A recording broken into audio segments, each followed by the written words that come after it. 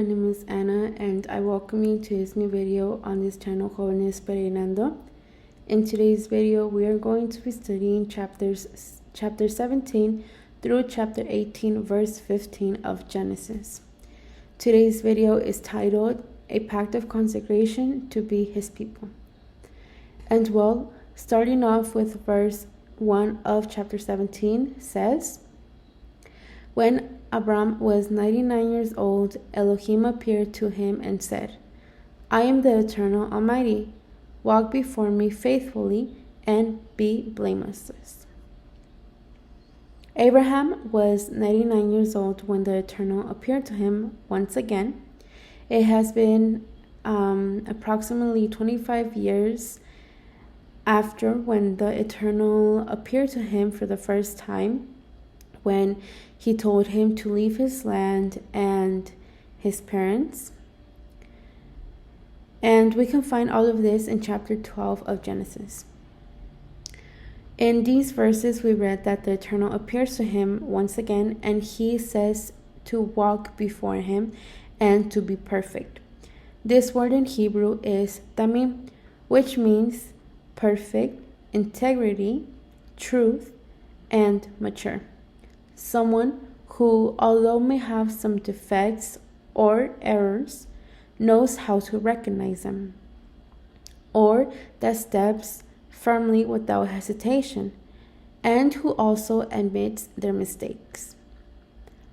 In the same way, us as believers, as true believers, if we want to serve the Almighty, we are to be called tamim. We are to be perfect, and we are to be obedient before the Eternal.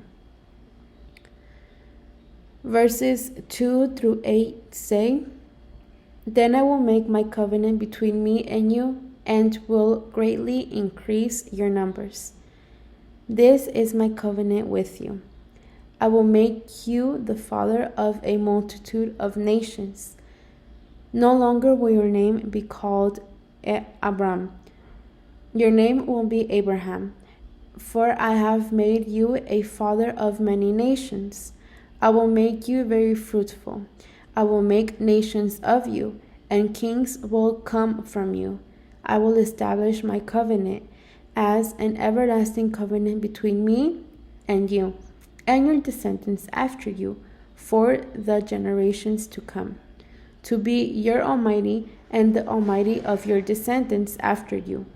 The whole land of Canaan, where you now reside as a foreigner, I will give as an everlasting possession to you and your descendants after you, and I will be their Almighty.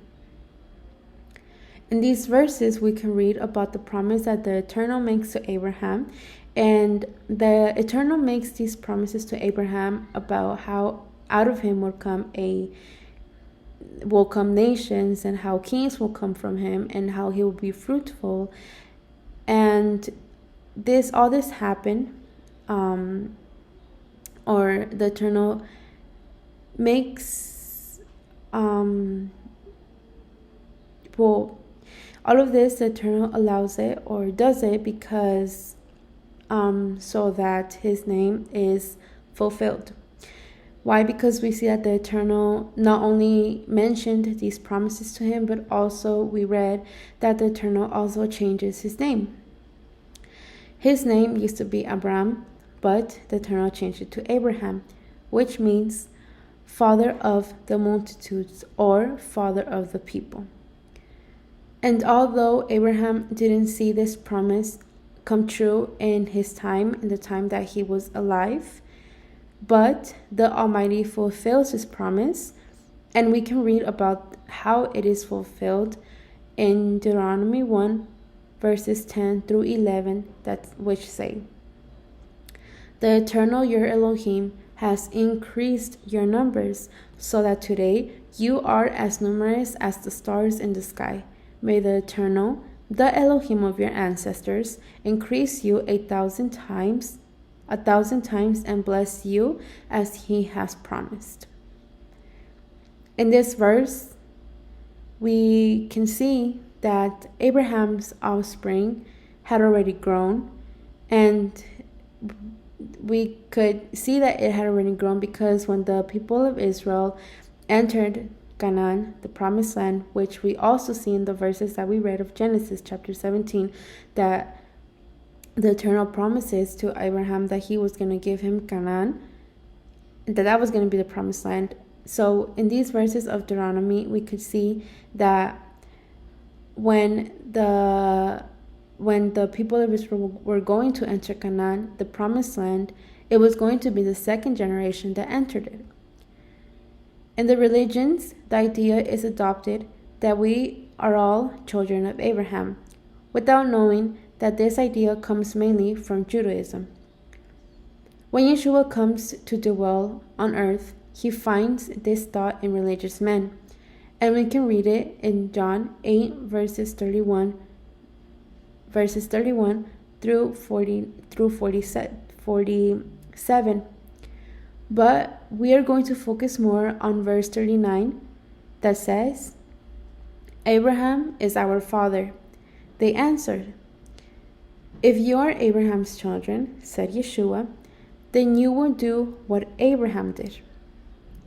Here we see that these religions do not sincerely understand what it means to be Abraham's children or children of Abraham. As Yeshua says, if they claim to be, or if they want to be Abraham's children, then they have to do the works that he did. And what he did was that he was perfect. He obeyed the eternal. He was Tamim. Even in the following verses, we're going to be able to read that Abraham makes a covenant with the eternal, and not only does him and Abraham do it, but also involves his son Ishmael and every male or every man of his house. Paul says in Romans 4 verse 3, what does the scripture say? Abraham believed in the eternal, and it was credited to him as righteousness. If we want to be called children of Abraham before the Father, we must know that we are not children of flesh, but of works, of our works. And as believers, we must obey the eternal and his word, because although our promise is not physical, it's not visible, but us as believers, we expect new heavens and new earth. Verses 9 through 14 says, Then Elohim said to Abraham, As for you, you must keep my covenant, you and your descendants after you, for the generations to come. This is my covenant with you, and your descendants after you. The covenant you are to keep. Every male among you shall be circumcised. You are to undergo circumcision, and it will be the sign of the covenant between me and you. For the generations to come, every male among you who is 8 days old must be circumcised, including those in your household, including those born in your household or bought with money from a foreigner, those who are not your offspring. Whether born in your household or bought with your money, they must be circumcised. My covenant in your flesh is to be an everlasting covenant. An uncircumcised male who has not been circumcised in the flesh will be cut off from his people. He has broken my covenant. Here we see the covenant of circumcision that Abraham, his people, his son Ishmael, and the Eternal make this pact. And this pact was not only, or wasn't for female, it was only for male. And this pact of circumcision in Hebrew is called Brit Milah. Brit means pact, and Milah is a cut of a prelude. This was a Korban, and Korban is something that you sacrifice. This pact was made by the Eternal with Abraham to be, and with the descendants of Abraham and the descendants of the descendants of Abraham. And it was going to be for a sign among the nations and them, since the people of Israel, or the descendants of Abraham, they had to be a consecrated people. They had to be holy people, and they had to be different from others.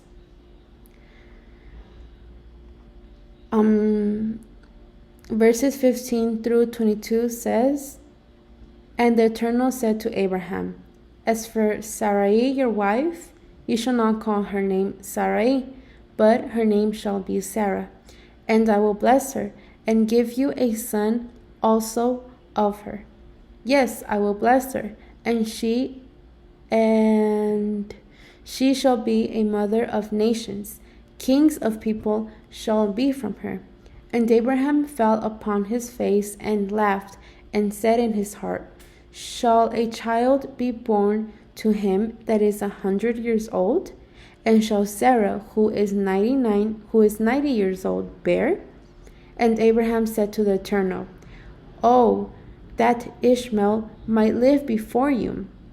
And the Eternal said, Sarah, your wife, shall bear you a son indeed. And you shall call his name Isaac. And I will establish my covenant with him for an everlasting covenant, and with his seed, and with his seed after him. And as for Ishmael, I've heard you. Behold, I've blessed him, and will make him fruitful, and will multiply him exceedingly. He shall beget 12 princes, and I will make him a great nation. But I will establish my covenant with Isaac, whom Sarah shall bear to you at this set time in the next year. And he left off talking with him, and the Eternal went up from Abraham. We can see here that the Eternal not only changes Abraham's name, but he also changes his wife's name, Sarah. Before she was called by the Eternal, her name was Sarai, but in verse 15 we can read that the Eternal changes her name to Sarah, which means princess, governor, or someone in a position of prominence. As we've already read, Sarah was a sterile woman, which means that she couldn't have, or that she couldn't produce kids. Sarah wasn't the only matriarch who couldn't precede children. There was also Rebecca, wife of Isaac, and Rachel, who was wife of Jacob. In these verses, we read that Abraham was the first one to laugh when he heard about the news that he was going to have a child with his wife Sarah. Abraham didn't laugh in a rude way. What happened was that when he thought of all the impediments that they both had, since both of them were elderly, Abraham was 100 years old and Sarah was 90 years old. And she was also a sterile woman. Sarah, later on we're going to be able to read in verses 12 through 13 of chapter 18, we're going to be able to read that when Sarah heard about this news about her, that she was going to conceive a child, she also laughed, but she lied and said that she never laughed. When she heard the news of how she was going to conceive a child, Sarah had a moment of she wasn't really certain about it, and she had fear, since she was the first infertile woman who was going to conceive a child during her old age. Another thing that we can read in these verses is how Abraham thought that his child Ishmael, who was a child of Abraham and Agar, who was an Egyptian. Agar was a servant of Sarah. And Abraham thought that from Ishmael was going to come the promise that the Eternal gave him. But the Eternal lets Abraham know that from Ishmael the promise was not going to come. It was going to come from his son with Sarah, whom they were going to call Isaac, which means laughter, since both of his parents, the mom and the dad, laughed. Although Ishmael was not the one who was going to receive this promise,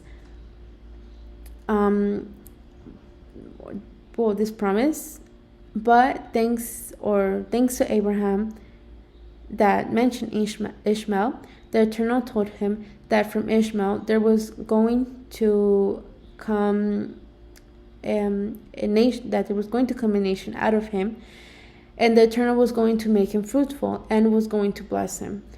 So we can see here that the Eternal doesn't forget about Ishmael. The Eternal also promises Ishmael things.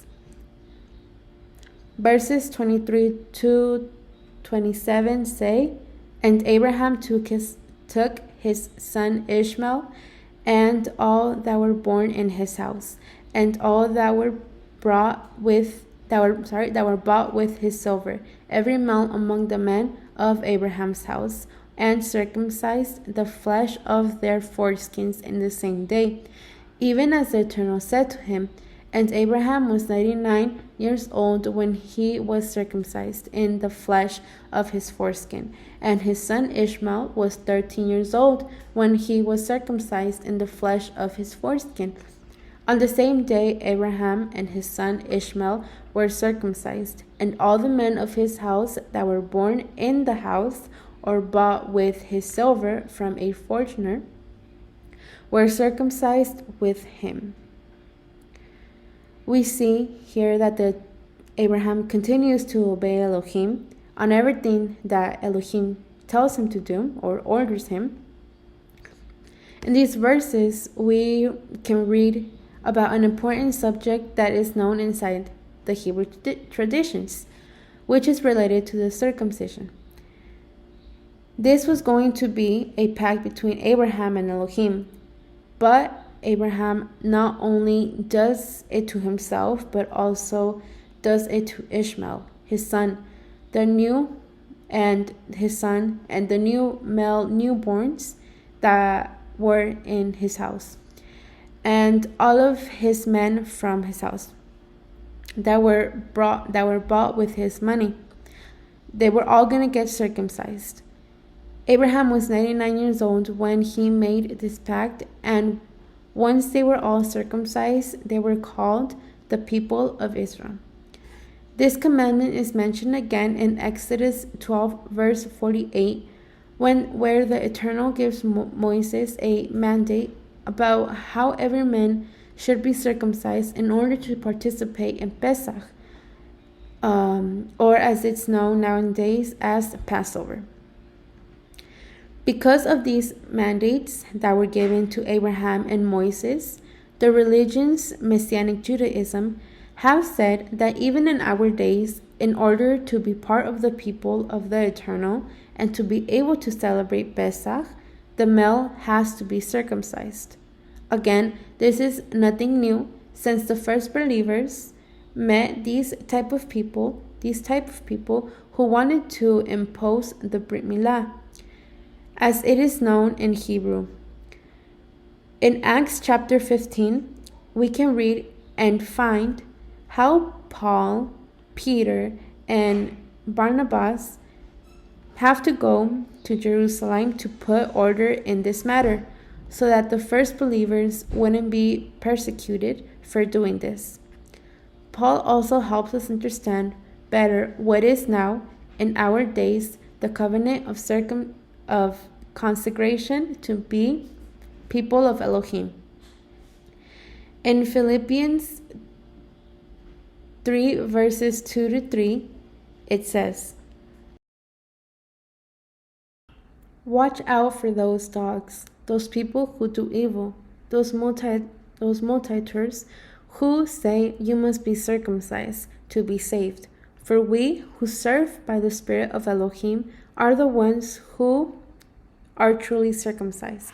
We rely on what Yeshua has done for us. We put no confidence in human effort. Also in Deuteronomy 10 verse 16 it says, "Circumcise therefore your skin of your heart, and be no longer stubborn." So now, us as believers, we must not let ourselves be carried away by people who contradict the scriptures and who put heavy and religious burdens on us. But now, in the freedom of Messiah or Mashiach, we must approach our Almighty with a pure and sinless heart. And that way, we will be His people and He will be our Elohim. Continuing and starting with chapter 18, verses 1 through 5 of Genesis says, "And the Eternal appeared to him in the plains of Mamre, and he sat at the tent door in the heat of the day, and he lifted up his eyes and looked, and 3 men stood by him. And when he saw them, he ran to meet them from the tent door, and bowed himself toward the ground. And he said, My Elohim, if now I have found favor in your sight, do not pass away, I pray, from your servant. Let a little water, I pray, be brought, and wash your feet, and rest under the tree. And I will bring a bite of bread, and will comfort your hearts. After that you shall pass on, for this is why you have come to your servant. And they said, Do so as you have said." We can read in these verses that Abraham was sitting in his tent in the heat of the day, when the Eternal apparently appeared to him. In the Talmud, it is traditionally believed that this expression reflects that Abraham was on his 3rd day of the Brit Milah, which was the most difficult day of recovery, when he saw that these 3 men were coming towards him, whom he apparently recognized, and he ran towards him and bowed to the floor. And he ran towards them also to be hospitable to them. And although it says 3 men, but we will be able to read that Abraham only talks with one of them. In Hebrew, this expression is Shaloshim Anashim, which means 3 men. Anashim comes from Ish, which is male or female, and Shaliachim is angelic angels, although it could also be a man sent. In the Talmud, the Hebrew tradition says that these 3 men were Miguel, Gabriel, and Raphael. And the one who only speaks with Abraham is Miguel. Gabriel and Raphael went to Sodom to rescue Lot, Abraham's nephew. On the other hand, the theologians say that the 3 men are the Trinity. But we know that this is not true, since the scriptures say that no man who lives in a carnal body has seen the Almighty. In 1 Timothy chapter 6, verse 16, it says, He alone can never die, and he lives in the light so brilliant that no human can approach him. No human eye has ever seen him, nor ever will. All honor and power to him forever. Amen. And this expression is what destroys the idea of the Trinity. Continuing with verses 6 through 15, it says, So Abraham hurried into the tent of Sarah. Quick, he said, get 3 seahs of the finest flour and knead it and bake some bread. Then he ran to the herd and selected a choice, tender calf and gave it to a servant who hurried to prepare it. He then brought some curds and milk and the calf that had already been prepared, and set these before them. While they ate, he stood near them under a tree. "Where is your wife, Sarah?" they asked. "There in the tent," he said.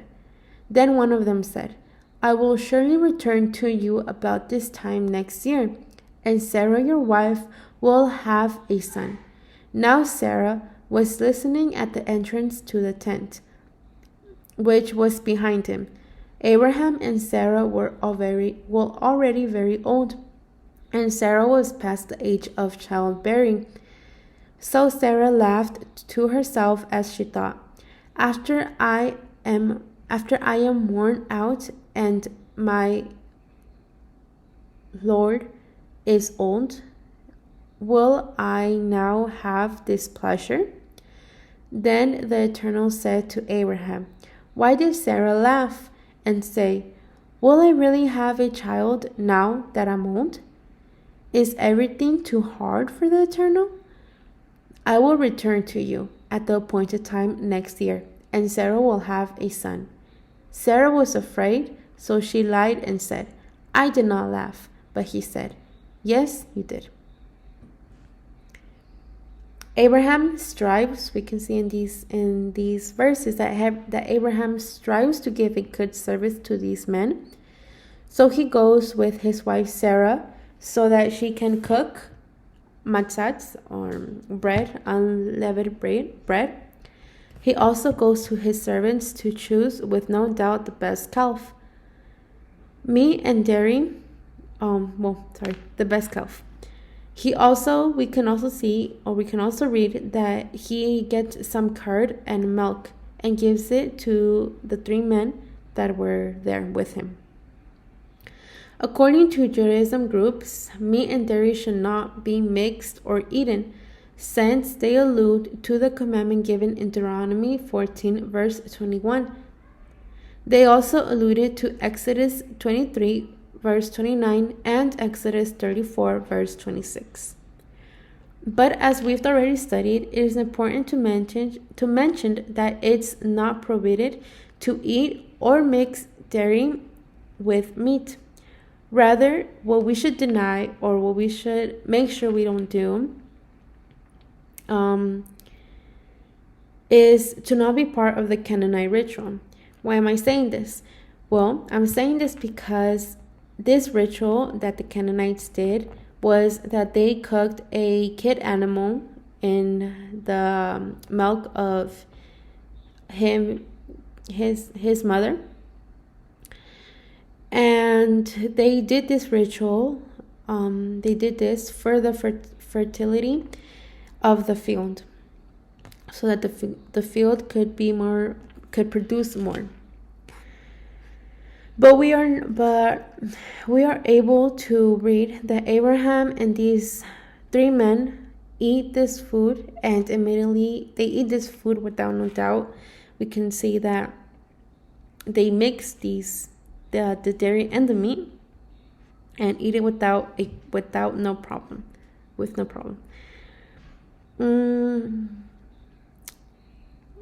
And while they're eating this, we can see, or we can read, that they immediately ask for Sarah with the purpose of announcing to Abraham again, and to Sarah for the first time, that from them a male child was going to be born. This announcement seemed a little impossible, since Sarah and Abraham were elderly, and Sarah had already finished the cycle of fertility. In addition to the fact that apparently she no longer had pleasure in her husband. But the Eternal lets them know that if there is something impossible for Elohim. Also, he tells them that he will return on the appointed time. This in Hebrew is known as the Moed of the Eternal. In other words, appointed dates. In the Hebrew tradition, it is believed that Isaac was born on a special day appointed by the Almighty. We also read that when Sarah heard the news about about how she was going to conceive a child, she laughed. And the man asked Abraham, why is it that she laughed? But since Sarah was hearing the conversation between these two from behind the door tent, when she heard that they asked Abraham, why is it that she laughed? She came out and she lied about her not laughing. And she did this because she was afraid and said that she didn't laugh, but the man told her that she did laugh. In this portion that we have studied, we read about the pact that the Eternal makes with Abraham, which is called the Brit Milah. And not only does Abraham do it, but also his people. And they do this in order to be called the people of Elohim. Now, for us as believers, through the new pact, our intercessor to be called people of Elohim is our Adon Yeshua.